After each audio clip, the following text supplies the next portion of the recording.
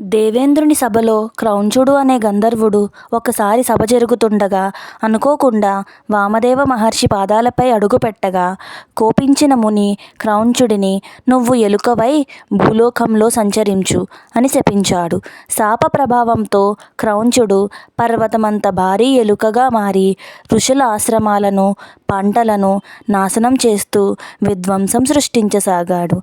ఆ సమయంలో గణేశుడు పరాశర మహర్షి ఆశ్రమంలో ఆడుకుంటున్నాడు. ఎలుక విధ్వంసాన్ని అరికట్టడానికి వినాయకుడు తన పాశాన్ని ప్రయోగించాడు.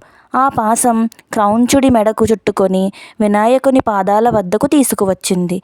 తన తప్పు తెలుసుకున్న క్రౌంచుడు వినాయకుని క్షమాపణ కోరాడు. అతని పశ్చాత్తాపాన్ని చూసి వినాయకుడు తన వాహనంగా మారమని వరం ప్రసాదించాడు. అప్పటి నుండి ఆ భారీ ఎలుక వినాయకుని వాహనంగా మారింది.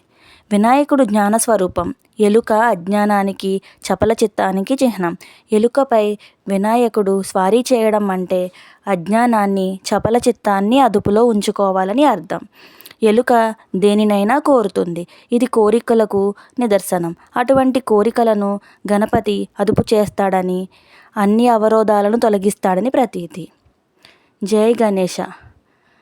మరిన్ని వీడియోస్ కోసం నా ఛానల్ని సబ్స్క్రైబ్ చేసుకోండి. Thank you.